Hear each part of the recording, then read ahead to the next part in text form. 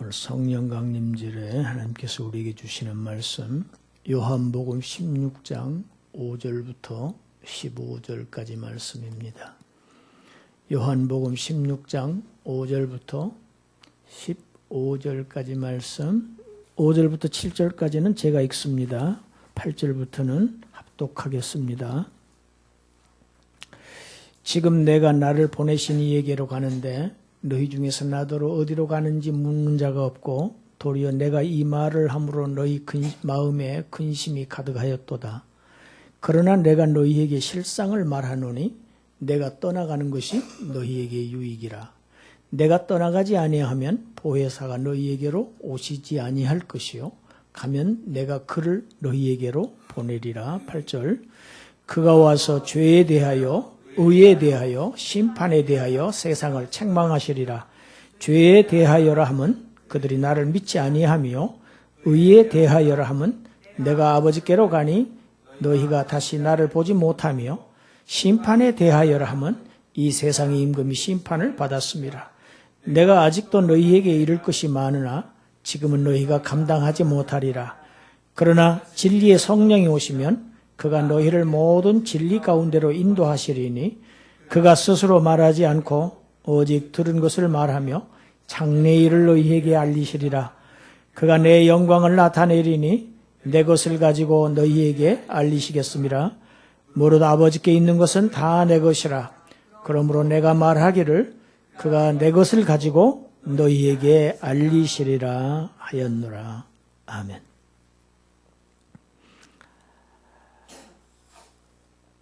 예수님께서는 제자들에게 세상이 너희를 미워할 것이다. 너희가 세상으로부터 핍박을 받을 것이다. 이렇게 말씀하셨습니다. 제자들은 아마 예수님께서 왜 저 말씀을 하시지? 왜 세상이 우리를 미워한다는 말씀을 하시지? 의아해했을 것입니다. 거기에 대한 예수님의 말씀이 오늘 본문 앞에 있는 1절부터 4절까지의 내용입니다. 시편 기자는 시편 119편 105절에서 주의 말씀은 내 발의 등이라고 했습니다. 내 길에 빛이 된다고 고백을 했습니다. 예수님께서 제자들에게 앞으로의 환난을 경고하신 그 주님의 말씀은 제자들의 발의 앞길에 등불이 될 것입니다. 제자들을 인도하는 등불이 되어서 그들의 앞으로의 신앙생활에서 미끄러지고 실족하지 않도록 그 말씀이 제자들을 붙들어 주실 것입니다. 실족하지 않게 하려고 내가 너희들에게 앞으로 닥칠 환난을 미리서 말하는 것이다. 이렇게 하셨습니다. 예수님께서 당하신 배척, 그가 당하신 죽음이 똑같이 이제 제자들에게 임할 것입니다. 그때 제자들이 주님께서 자신들에게 미리서 예언하셨던 이 말씀을 생각하고 그 말씀을 통해서 위로와 힘을 얻게 될 것입니다. 우리에게 환난을 닥칠 때 위로가 되고 힘이 되는 것은 주님의 말씀밖에 없습니다. 다른 것은 위로가 되지 않습니다. 우리를 실족하지 않게 하는 것은 주님의 말씀밖에 없습니다. 교회가 시작되던 이 초기 교회 때 초기 기독교인들은 다 유대인들이었습니다. 점점 교회가 커지고 흥왕해 가자 AD 90년경에 유대인들은 위기를 느꼈습니다. 그래서 그들의 회중에서 변절자들, 기독교로 개종한 사람들을 다 출회하기 시작했습니다. 출회했다는 얘기는 추방했다는 얘기입니다. 유대인의 생활은 단순히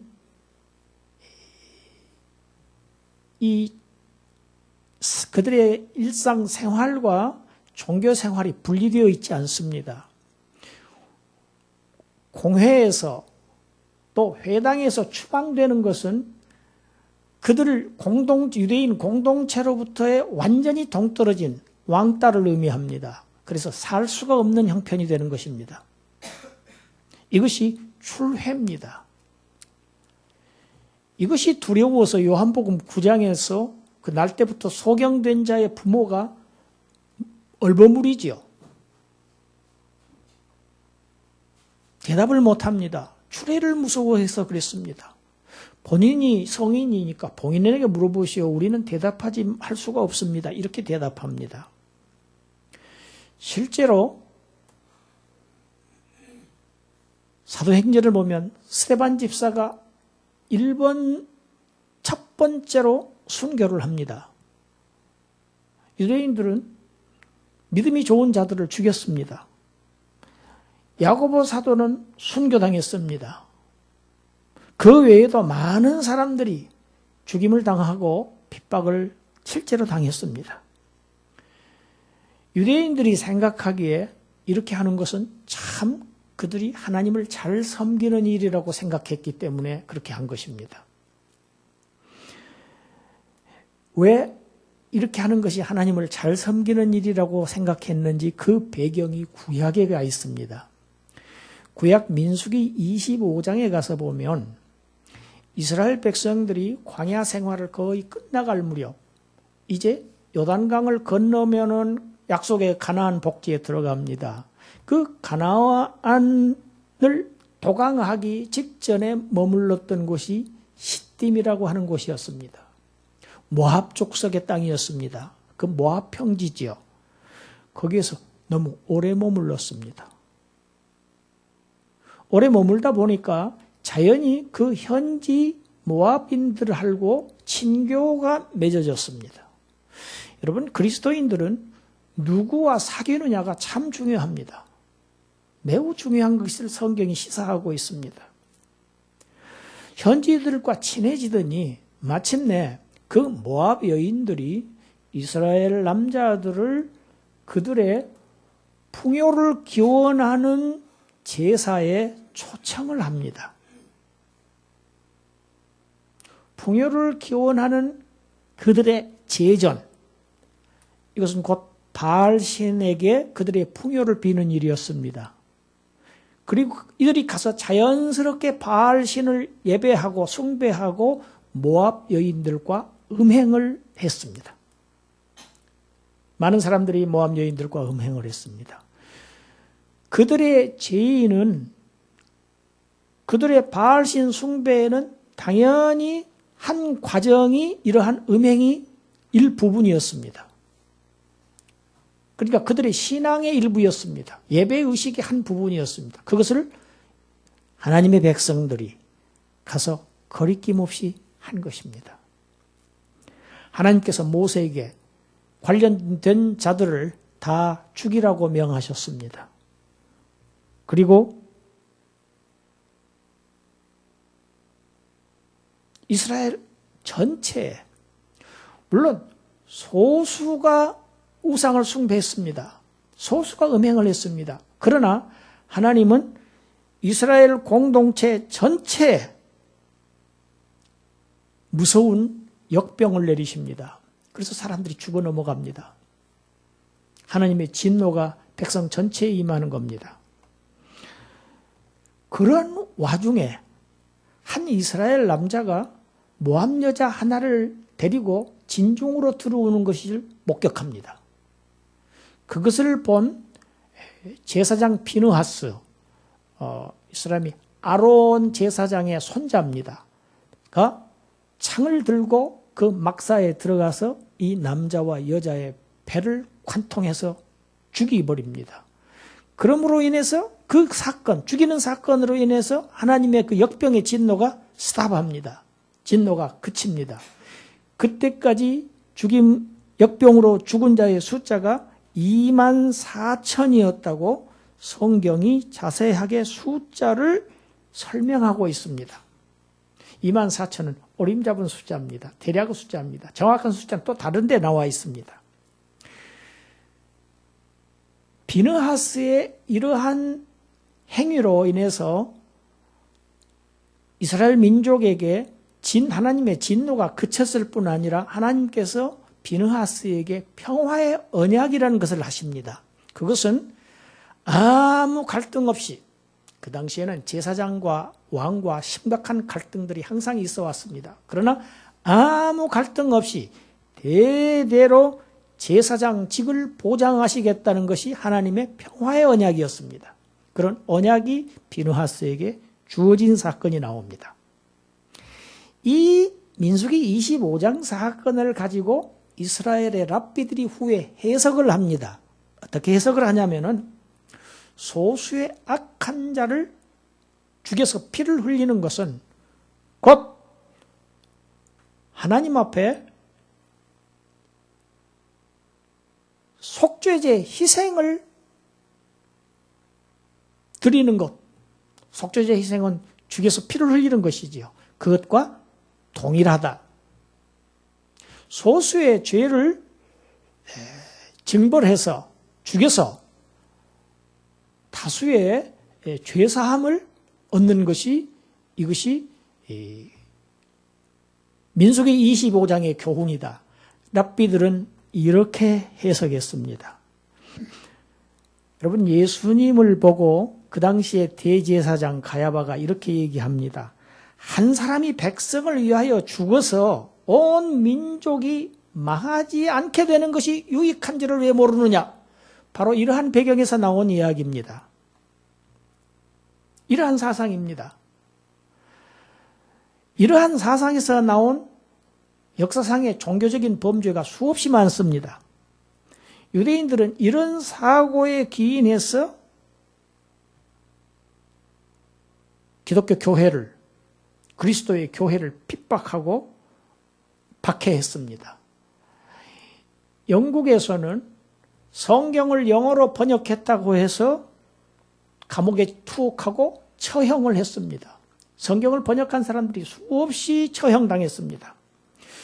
종교개혁 지도자들은 이러한 사고 때문에 로마 카톨릭으로부터 수많은 박해와 순교를 당했습니다.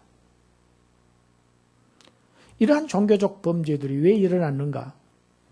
바로 오늘 본문 앞에서 말씀합니다. 그들이 이런 일을 한 것은 3절이죠. 아버지와 나를 알지 못함이라.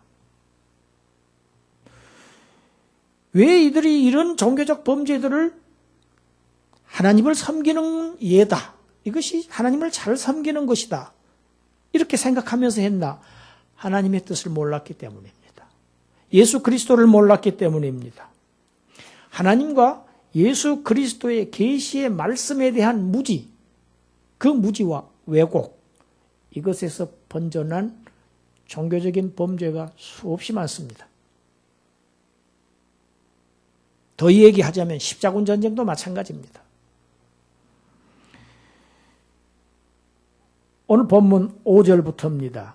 4절까지 예수님은 이 말씀을 하시고 5절부터 예수님 말씀하십니다. 내가 아버지께로 이제 간다. 그런데 너희들이 내가 어디로 가는지 아무도 묻는 자가 없구나. 아닙니다. 도마와 베드로가 물었습니다. 그런데 예수님은 묻는 자가 없다고 하신 것은 그들이 예수님께 묻기는 물었습니다. 그러나 그들이 진정 관심이 있는 것은 예수님의 앞으로의 운명이나 예수님의 죽으시는 그 의미와 부활의 의미를 모른 채 자신들의 안위에 대한 걱정이 그들의 질문의 내용이었습니다. 자신들의 걱정입니다. 우리는 어떻게 되는 거야?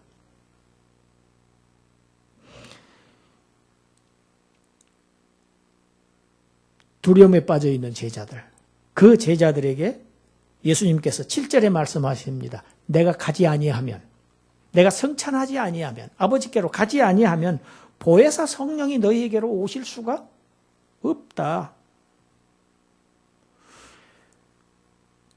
내가 십자가와 부활로 너희의 구속을 이루었지만은 그것을 너희에게 적용시키시는 분은 보혜사 성령이 오셔야 너희들에게 적용을 시키시는데 그분이 오시지 아니하면 너희가 구원에 이르를 수가 없으니 내가 떠나가서 그리고 떠나간 이후에 보혜사 성령이 오셔야만 너희가 유익함을 얻을 수 있다. 이 방법론적으로 구원을 얻을 수가 없습니다. 성령이 오시지 않으면은 예수님이 아무리 하신 십자가 사건과 부활 사건도 우리에게 적용이 되지 않습니다. 영어 apply입니다. apply 되지가 않아요. 이루어지지가 않습니다. 적용시키시는 분이 성부의 계획을 성자가 성취시키셨고 십자가와 부활로 그 성취시킨 구속을 우리에게 깨닫게 하시고 알게 하시고 가르치셔서 감화시켜서 믿게 하시는 분이 성령의 역사입니다.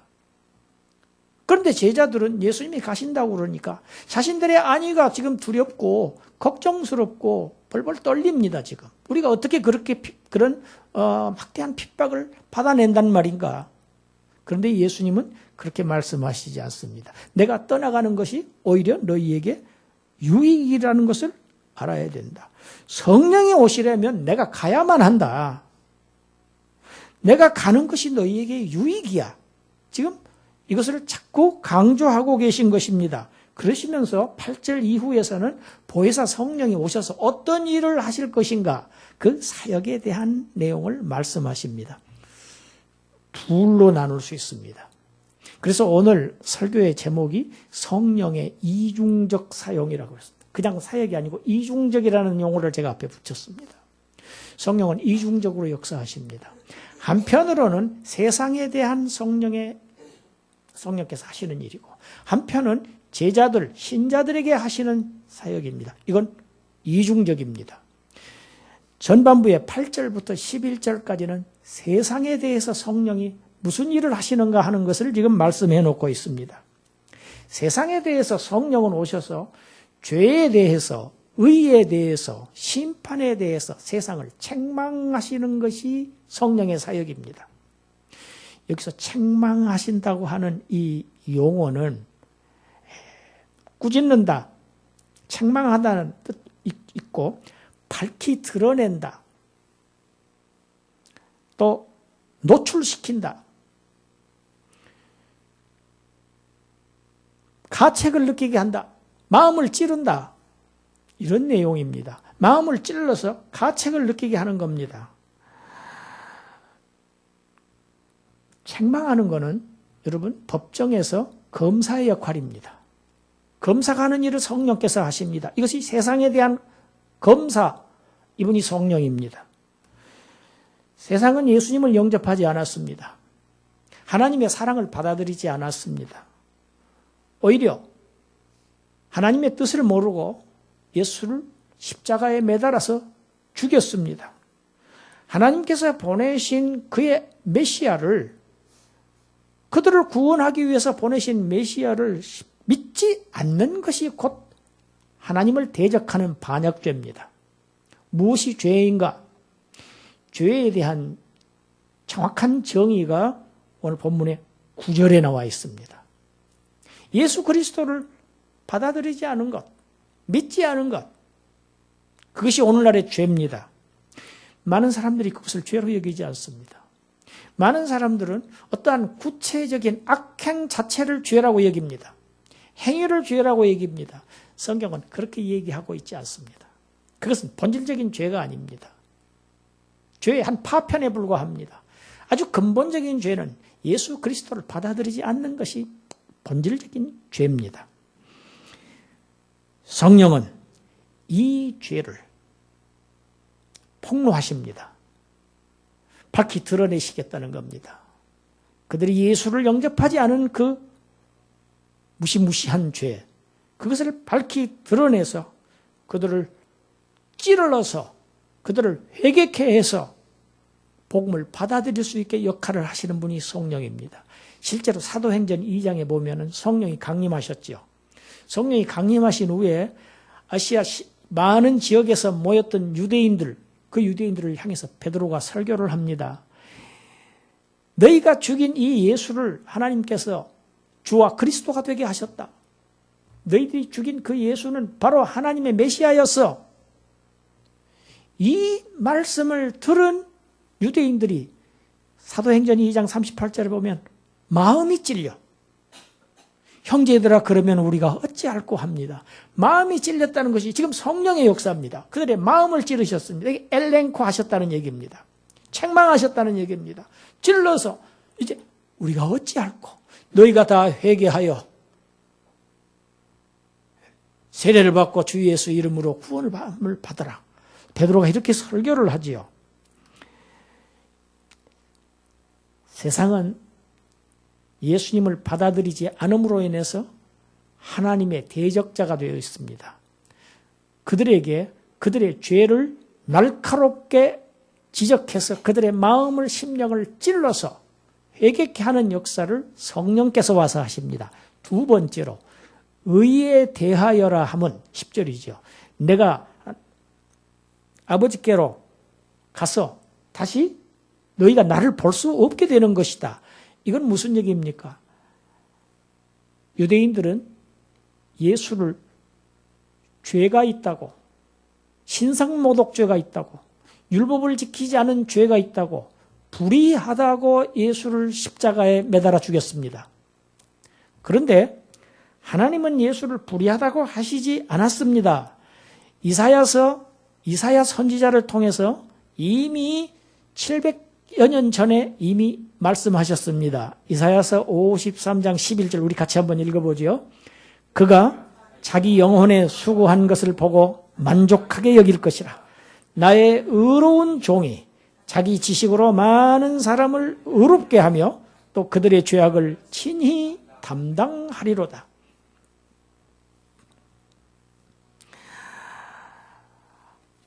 유대인들은 예수는 불의하다, 참남되다, 자기가 왜 하나님의 아들이라고 하느냐, 신성모독죄를 범하고 있다고 해서 그들을 십자가에 매달았습니다. 예수님을 십자가에 매달았습니다. 그러나 우리 주님은 자신의 죄 때문에 자신이 불의해서 죽은 것이 아니고 많은 사람을 의롭게 하기 위하여 그들의 죄악을 친히 담당하신 하나님의 의로운 종이었다는 사실을 밝히 드러내서 증명하신 사건이 예수님의 부활 사건이고 승천 사건입니다. 부활과 승천으로 하나님께서 내 아들은 의로운 종이었다고 하는 것을 증명하신 것이 라는 것이 10절의 내용입니다. 내가 너희를 떠나서 하늘로 올라가는 것, 그게 아버지께서 나를 의롭다고 하신 증거야. 이게 의다. 내가 불의하다고 나를 죽였지만 아니다는 것이죠. 성령님은 사람들이 예수님에 대한 잘못된 생각들을 고쳐주시는 역할을 합니다. 바로잡아 주시는 역할을 합니다. 불의한 예수로 알고 있는 그들의 사고를 하나님의 의로운 종이었다고 고쳐주시는 역할을 하시는 분이 바로 성령님입니다. 마지막 하나는 성령님께서 심판에 대해서도 새로운 사실을 밝히 드러내신다는 겁니다. 세상은 예수님의 십자가가 그건 패배였다고 여겼습니다. 예수는 패배했다. 그렇지만 그것은 예수님의 패배가 아니고 사실은 자신의 죽음으로 죽음의 세력인 죽음의 임금인 사탄의 패배다. 자신의 죽음으로 사탄을 멸하신 사건이다. 이것은 예수님의 패배가 아니고 승리의 사건이었다는 것을 나타내신다는 것입니다. 그 말씀을 히브리서 기자는 2절 14절에서 히브리서 2절 14절에서 이렇게 얘기합니다. 자녀들은 혈과 육에 속하였음에 그도 또한 같은 모양으로 혈과 육을 함께 지니심은 죽음을 통하여 죽음의 세력을 잡은 자 곧 마귀를 멸하셨다. 십자가 사건은 마귀를 멸하신 사건입니다. 예수님께서 십자가에 달려서 죽으신 것은 사탄이 예수님의 발 뒤꿈치를 무른 정도이지만 십자가 사건은 뱀의 머리를 깨뜨리신 마귀의 정수리를 깨뜨리신 결정타였습니다. 사탄은 십자가상에서 결정적인 패배를 안았습니다. 비록 지금 아직까지도 부분적으로는 역사하고 있습니다. 그래서 두루 삼킬 자를 찾아다니고 있습니다만은, 그러나 사탄은 이미 하나님으로부터 정죄되어서 이제 그의 형 집행, 불못에 들어갈 형의 집행만을 기다리고 있는 그러한 존재에 불과하다는 것을 누가 가르치시느냐? 성령님께서 가르치신다는 겁니다. 그러하니 이제 믿지 않는 죄인들은 그를 따르지 말아라. 예수를 믿어라. 그렇지 않으면 이 사탄과 함께 영원한 하나님의 심판을 피할 수 있는 길이 없다는 사실을 밝히 드러내시는 분이 성령 하나님이십니다. 이상이 죄에 대하여, 의에 대하여, 심판에 대하여 세상을 책망하시는 검사의 역할이라고 하면 12장부터 마지막 14절까지는 제자들, 신자들에게 행하시는 성령의 변호사로서의 역할입니다. 인도하시는 사역입니다. 역할을 하십니다. 아직 제자들은 지금 주님이 떠나시지만 영적인 진리를 다 받아들일 수 없는 상태입니다. 그들은 아직도 세상적이고 육적인 상태입니다. 그래서 진리를 다 지금 받아들이지 못하고 있습니다. 이제 그들을 위해서 진리의 성령께서 오셔서 이제 그들이 아직 깨우치지 못한 그 영적 진리 가운데로 그들을 인도하십니다. 그가 자기 마음대로 자유로 말하시지 않고 성부 하나님께로 들은 것을 가르치시는데, 성부 하나님은 무슨 얘기를 하시느냐? 예수님의 인격이 어떠하다, 예수님의 사역의 의미가 무엇이다, 그 인격과 사역에 대한 이해가 아직 부족한 제자들에게 이제 성령께서 그들을 가르치십니다. 성령의 주된 사역은 가르치시는 사역입니다. 그들에게 뿐만 아니라 십자가와 부활의 의미, 영적인 의미, 그 진리 가르치셔서 그 진리 가운데로 제자들을 인도하십니다. 그리고 또한 장래일을 가르치십니다. 이제 구속을 완성하신 주님께서 이제 자기 백성을 데리러, 제자들을 데리러 이제 다시 오시는 그 재림을 얘기합니다. 영원한 세계로 인도하시기 위해서 재림이 반드시 필연적으로 있다, 주님이 다시 오신다 하는 사실을 알려주시는 분도 성령 하나님이십니다. 고린도전서 2장 9절부터 11절까지 우리 한번 읽습니다. 시작. 기록된 바 하나님이 자기를 사랑하는 자들을 위하여 예비하신 모든 것은 눈으로 보지 못하고 귀로 듣지 못하고 사람의 마음으로 생각하지도 못하였다 함과 같으니라. 오직 하나님이 성령으로 이것을 우리에게 보이셨으니 성령은 모든 것 곧 하나님의 깊은 것까지도 통달하시느니라.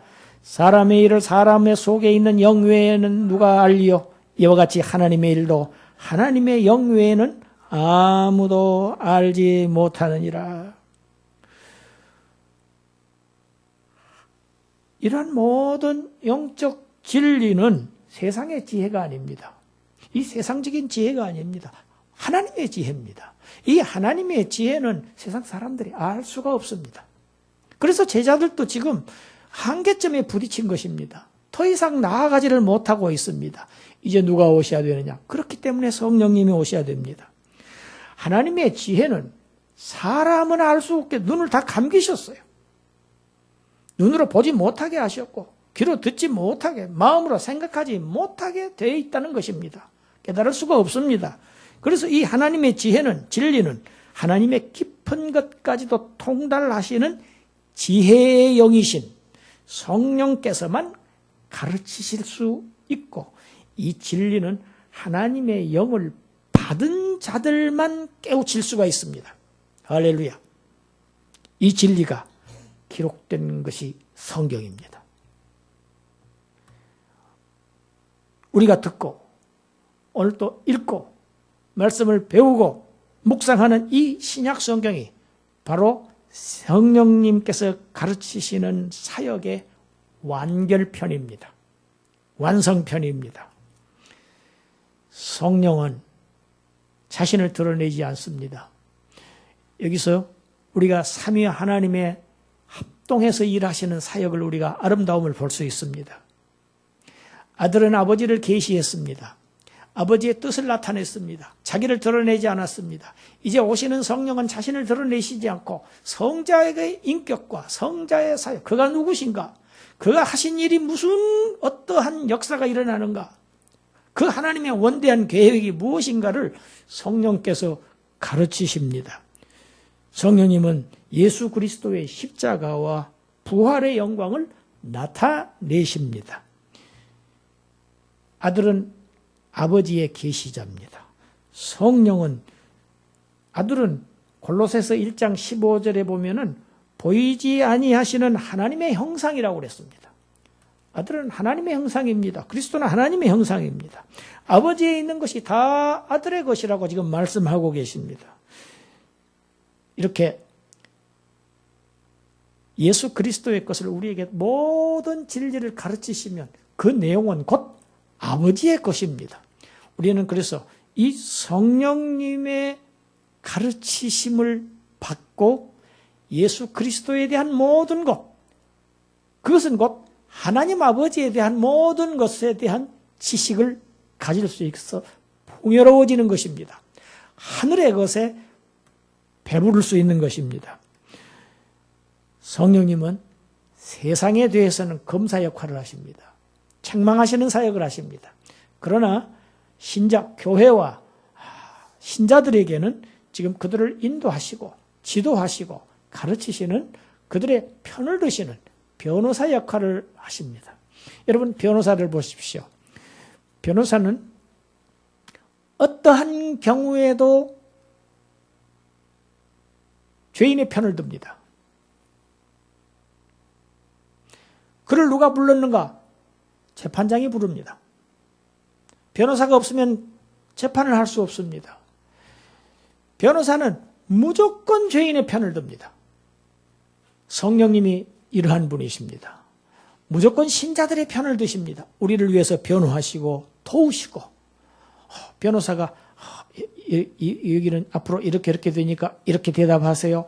이런 거는 말하지 마세요. 이건 이렇습니다. 전부 변호사의 지도를 받습니다. 이와 같이 우리를 세세한 부분까지 다 여기는 이렇게 하라, 저기는 저렇게 하라, 이거는 하지 말라, 이것은 열심히 해라, 해야 된다. 성령의 가르치심을 받는 것이 우리의 유익함입니다. 오늘도 성령님께서 우리를 아들과 아버지에 대한 모든 진리 가운데로 인도하고 계십니다. 예수님은 다음 장 17장에서 그렇게 하나님께 기도합니다. 마지막 기도지요. 저희를 진리로 거룩하게 하옵소서 기도하셨습니다. 예수님의 기도는 100% 응답됩니다. 하나님께서 예수님의 기도를 거절하신 것은 단 한 건도 없습니다. 왜? 그런 근본, 하나님의 계시자이기 때문입니다. 하나님의 뜻을 나타내시는 분이기 때문입니다. 하나님의 뜻과 똑같은 일치하는 기도를 하시기 때문에 다 응답됩니다. 진리로 거룩하게 하옵소서 한 기도는 반드시 응답되어서 우리는, 저와 여러분은 진리로 거룩의 완성에 도달하고야 말 것입니다. 지금은 성경에 나와 있는 제자들처럼 부족합니다. 진리에 대한 완전한 이해가 부족합니다. 아직 우리의 행위가 완전하지 못합니다. 그러나 지금 진리로 거룩하기를 바라시는 하나님 아버지가 계시고 성자 하나님이 계시고 성령님이 지금 시시때때로 우리를 돕고 계십니다. 이렇게 성령님의 가르침을 받고 인도하심을 받아서 이런 거룩한 백성이 되는 이 성화의 길을 한 걸음씩 한 걸음씩 착실하게 걸어서 하늘나라에 도착하는 진리의, 마침내 진리의 종점에 도착하는 그러한 저와 여러분들이 되시기를 주님의 이름으로 축원합니다. 기도드리겠습니다. 하나님 감사합니다. 눈은 떴지만 보지 못하고, 귀가 있지만 듣지 못하고, 마음으로 생각하지 못하였던 이러한 진리를 우리 성령님의 역사를 통해서 우리에게 깨닫게 하시고 우리를 하나님을 알게 하시고 예수 그리스도를 알게 해주신 은혜 감사합니다. 이 성령님의 지도를 잘 받아서 마침내 그 영원한 아버지의 나라에서 도착해서 영생의 복을 누리는 그러한 백성들 되게 하여 주시옵소서. 예수님 이름으로 기도드리옵나이다. 아멘.